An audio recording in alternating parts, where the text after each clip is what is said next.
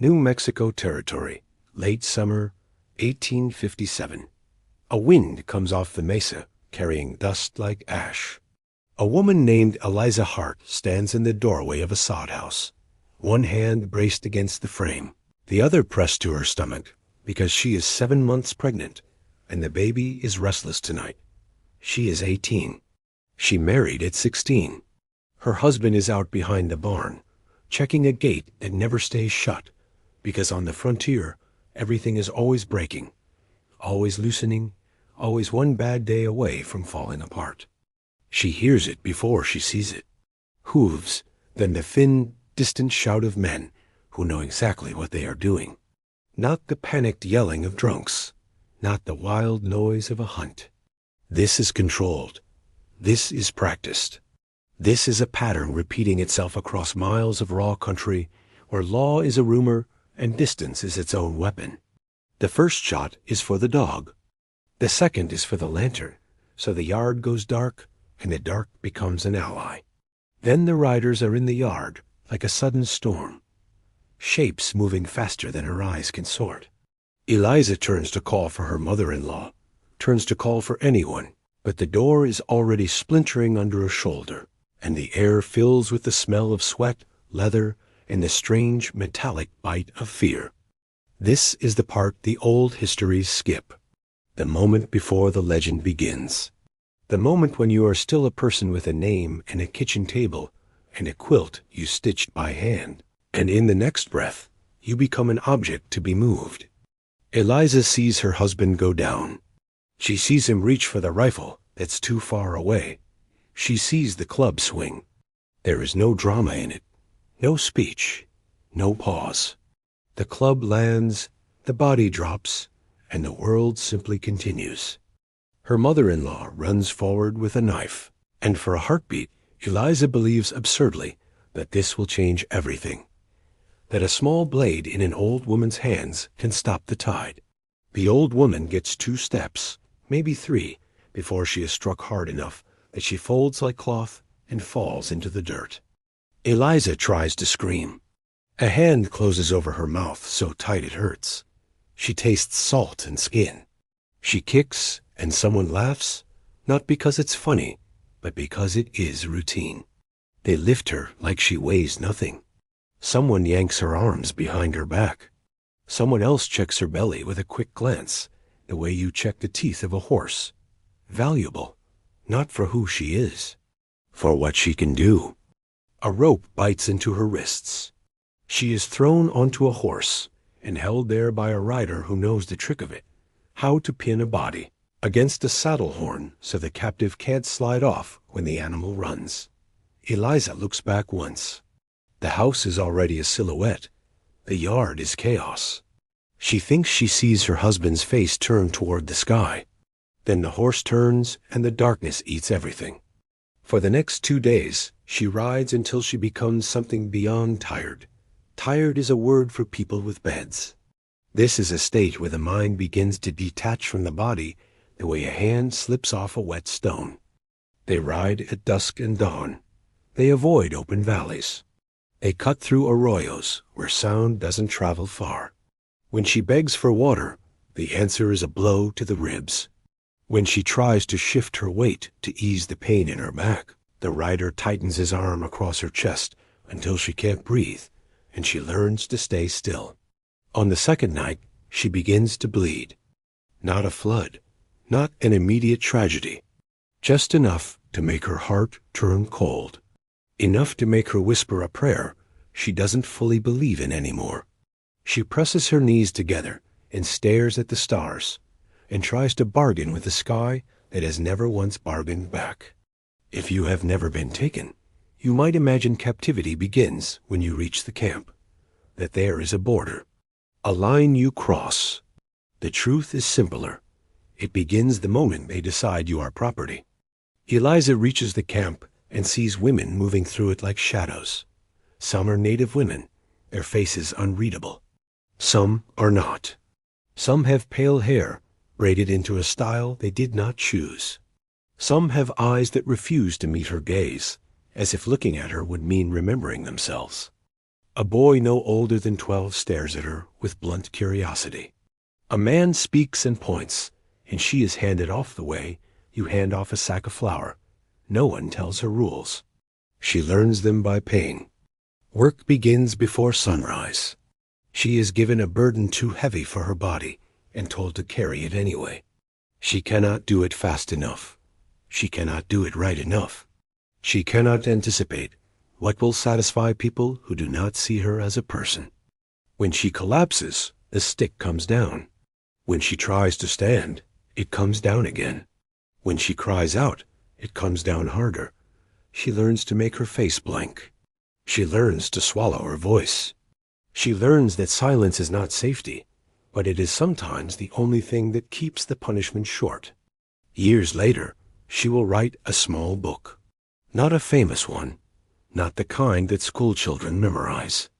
It will be sold in a handful of towns, read by people who want to feel brave at a safe distance. In that book she will describe the raid. She will describe the ride. She will describe the hunger. And then, when she reaches the parts that broke something inside her that never healed, her sentences will become careful, and her ink will turn evasive. She will write, "To set down all that was done would be to set fire to my own mind again." And she will stop, because even survivors have borders. I am crown and dagger, and here we do not look away. So let's begin where it always began, not with legend, but with pattern. The frontier wasn't chaos, not entirely. It had rules. Harsh rules, practical rules, rules shaped by scarcity and distance and the constant need to survive. Raids followed rhythms as predictable as weather. They came when families were isolated, when harvest kept men in the fields, when a river crossing forced wagons to slow, when dusk blurred the edges of the world and made it easier to vanish. The first targets were always the same: the men who could pursue, the men who could shoot, the men who could organize retaliation. The killing was not theatrical. It was efficient. In the time it takes to say a prayer, a household's defense could be reduced to silence. Then came selection. Women who could work were valuable. Women who could bear children were valuable. Children young enough to be reshaped were valuable. The elderly were burdens. Infants were risk. This is the language of a brutal economy, a terrible arithmetic. Eliza learns it quickly because she is treated like an asset that must be extracted for maximum use.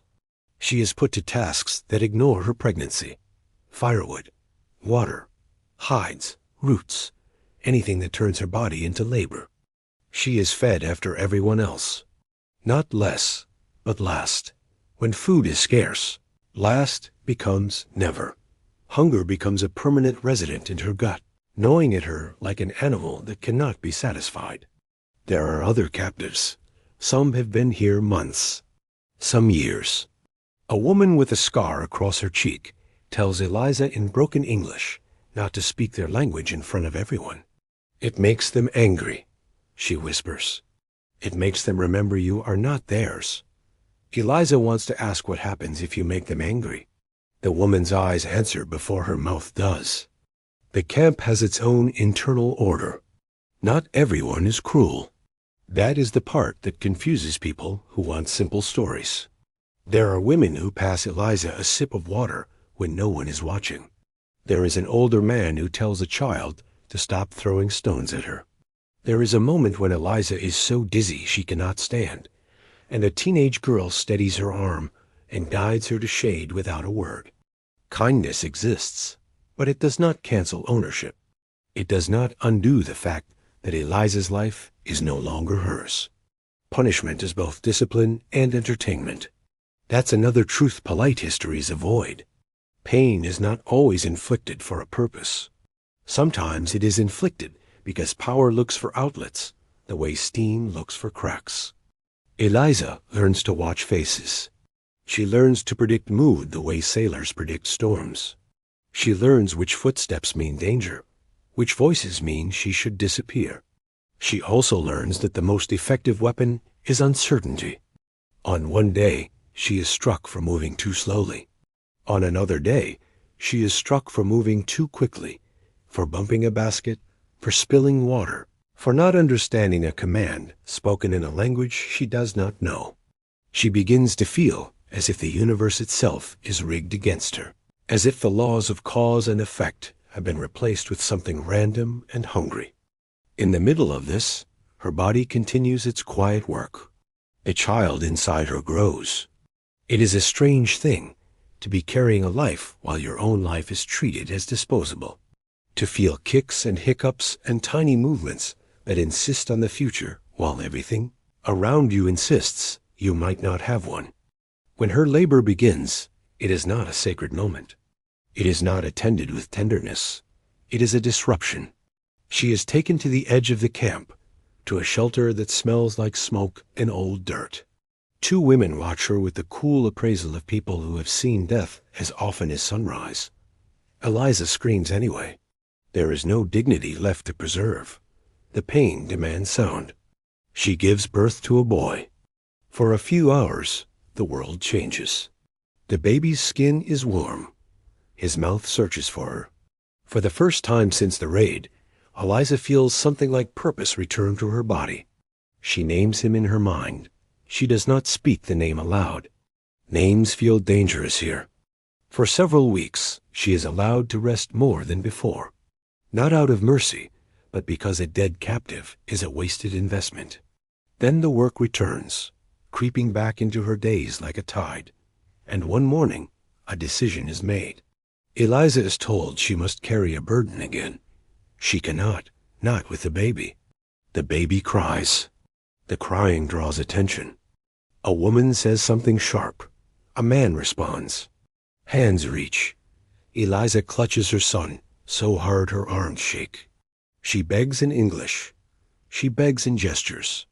She begs with animal sounds. They take him anyway. Not violently at first. Efficiently, the way you remove an obstacle. Eliza does not see what happens afterward. That is the mercy of ignorance. And it is a mercy that still poisons her years later, because the mind will invent horrors when it cannot confirm truth. In her memoir, she will write one sentence about that morning, and then, again, she will stop. Because a single sentence can carry a lifetime of grief. The frontier produced legends. But it also produced bureaucracies of suffering systems where people were sorted into categories and treated accordingly, where terror was not accidental, but engineered. And then there was the ritual designed to teach a captive, immediately, that they were no longer human in the eyes of the camp, a corridor of bodies, a run, a gauntlet. If you want to understand how captivity breaks a person, don't start with starvation or labor. Start with humiliation, because humiliation is the tool that turns pain into identity. On Eliza's first full day in the camp, they bring her out in front of everyone. She is made to stand while people gather as if for a performance. Children climb onto rocks to see better. Men hold clubs, sticks, whips, whatever is at hand, whatever can leave a mark. Someone speaks. Laughter ripples. Eliza doesn't understand the words, but she understands the tone. She is pushed forward. The corridor opens. 2 long rows of bodies facing each other, creating a narrow path down the center. The first strike lands before she even takes a step, a sharp blow to her shoulder that makes her vision flash white. She stumbles. Another strike catches her on the hip, another on the back. The point is not to punish her for a specific crime. The point is to introduce her to the new physics of her world. Pain comes from everywhere, and there is nowhere to run except where they tell you. She tries to curl inward. That makes it worse.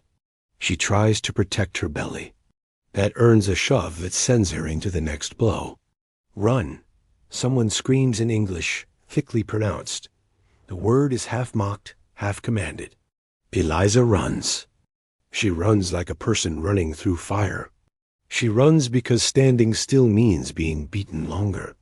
She runs because falling means being beaten until she rises or stops rising. She reaches the end and collapses into the dirt, chest heaving, ears ringing. She tastes blood. She waits for the next blow. It doesn't come. For a moment, there is quiet. Not pity interest, appraisal. She realizes something in that silence. The gauntlet is a test, not of goodness, of usefulness, of spirit. They want to see what she is made of, the way men test a horse's temper before trusting it. From that day on, Eliza watches other captives run it. A boy from a distant settlement. A man captured in a skirmish. A girl who looks too small to survive. She sees how the crowd reacts differently, how they laugh harder when someone screams, how their excitement rises when someone refuses. It is a ritual that feeds on weakness. And then, slowly, Eliza changes. Not because she becomes stronger in body. Her body is weakening. Hunger and exhaustion carve her down. But something else hardens. Something sharp forms where softness used to be. She learns to ration her tears. She learns to make her face a wall. She learns to stare at the horizon when pain comes, as if she can step out of her body by focusing on the distant line where earth meets sky. The camp's cruelty is not constant. It pulses. Some days are merely hard. Some days are brutal. The unpredictability is part of the control. And one day, a woman attacks her. Not a warrior, not a man. A woman who is tired of her, annoyed by her, threatened by her. Eliza never knows the real reason. The woman strikes her, and Eliza's first instinct is the old instinct. Shrink, apologize, endure. But the old instinct has been failing her for months. So Eliza does something new. She hits back. At first, it's clumsy. A desperate swing. A grab, a shove. But desperation has a strength of its own. She pulls the woman down and strikes again. Not gracefully, not bravely, but ferociously, like an animal that has decided it will not be dragged anymore. The camp erupts. Not in outrage, in laughter. Men cheer, children shout, someone claps. The sound is surreal, a celebration of violence, as if violence is sport. Eliza freezes, confused, until she understands the twisted logic. Defiance is entertaining, and sometimes defiance is respected. Not morally, socially, like a good performance. From that day, the random beatings lessen, not disappear, but lessen. She is still property, but property that has shown it can bite. This is one of the most uncomfortable truths in captivity narratives. Survival often requires adaptation to a brutal system, and that adaptation can look to outsiders like complicity. It is not. It is strategy carved out of desperation. Eliza still dreams of escape, but now she dreams of it with calculation, not pure hope. She watches the movement of guards. She watches the patterns of hunting parties. She listens to who is trusted and who is not. She learns which direction leads to water, which stars guide travelers, which seasons bring storms that could cover footprints. Then winter comes with a bite that turns skin into cracked paper. Her hands split and bleed.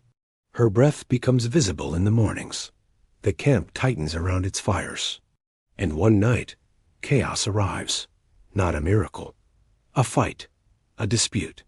A sudden eruption of anger between people who live under pressure until pressure becomes inevitable. Voices rise. A scuffle breaks out. Someone shouts. Eliza feels her chance like a door cracking open. She runs. No heroic music. No cinematic leap. Just a terrified woman moving into darkness with the silent certainty that if she is caught, the punishment will be the kind you don't return from. She runs until her lungs feel like they're tearing.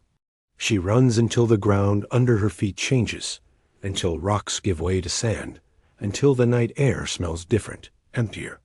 She does not look back, because looking back is how you get captured twice. Eliza does not escape in a straight line. No one does. She travels in fragments, a sprint, a crawl, a collapse behind brush. She drinks from muddy pools that taste of rot, because thirst is worse than nausea. She follows a dry creek bed because it offers cover, then abandons it when she hears distant voices. Because every sound in the wilderness becomes a potential hunter. The frontier is vast, but it is not empty. Every ridge can hide a rider.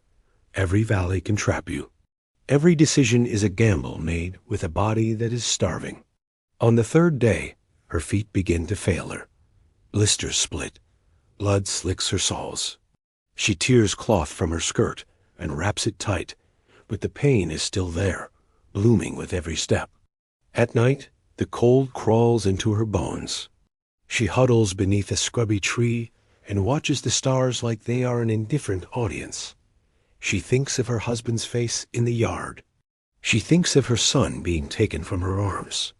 The grief threatens to swallow her, but grief is heavy, and weight is dangerous when you need to keep moving. On the fifth day, she sees smoke, a thin thread rising beyond a low hill. She approaches it with caution, half expecting a trap. But the figures she sees are not warriors. They are settlers. Men with beards and sunburned skin. A woman holding a child. A wagon with a broken wheel. When they see Eliza, they reach for guns. Because she doesn't look like a saved woman from a storybook. She looks wild, hollow. Her hair is matted. Her clothes are torn. Her eyes have that distant, offensive brightness of an animal cornered too long. She tries to speak. Her voice comes out broken, like a tool left too long in the rain. Taken, she manages. Please, they stare. Then the woman steps forward first, not the man. The woman. She wraps a blanket around Eliza's shoulders, like she's wrapping a truth the world doesn't want to see. Eliza is taken to a fort. They ask questions, names, dates, details. She answers what she can.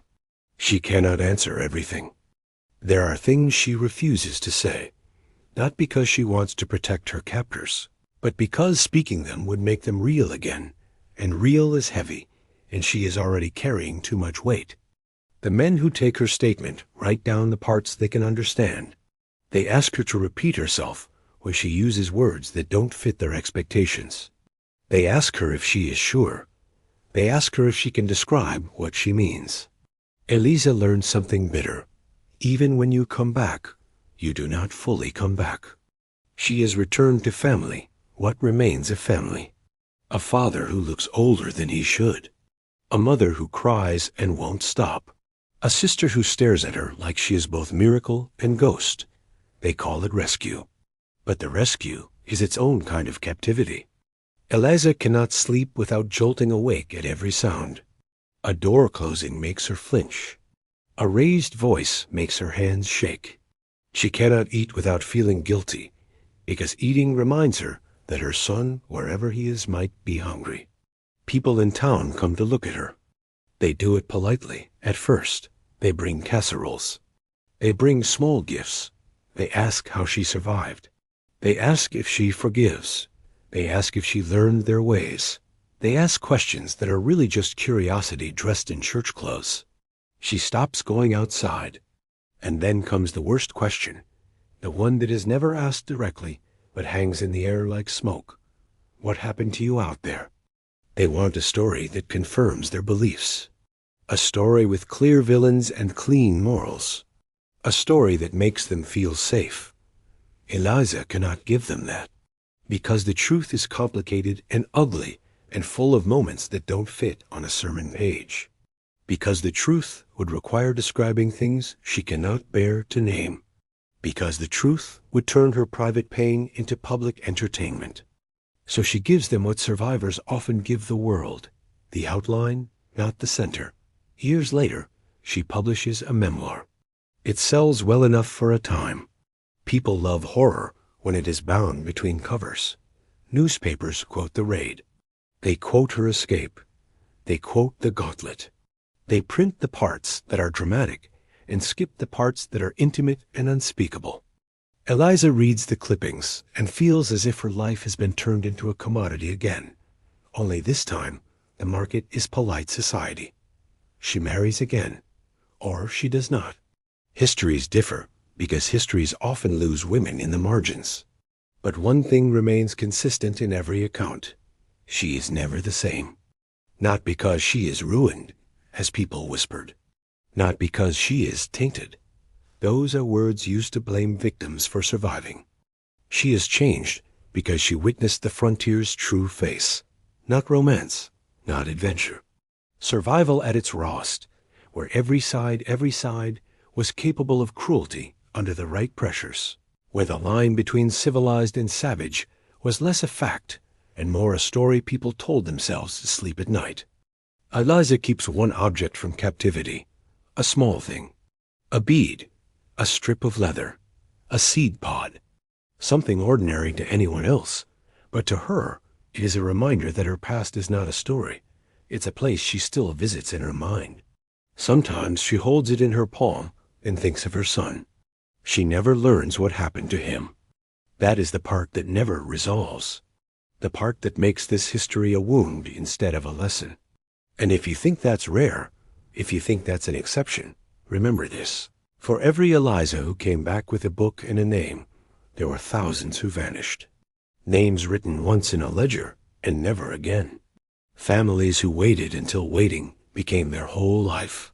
History calls these women victims. And they were. Every single one.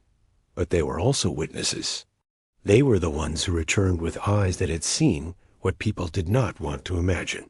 They carried the frontier's truth in their scars, in their silences, in the sentences they refused to finish.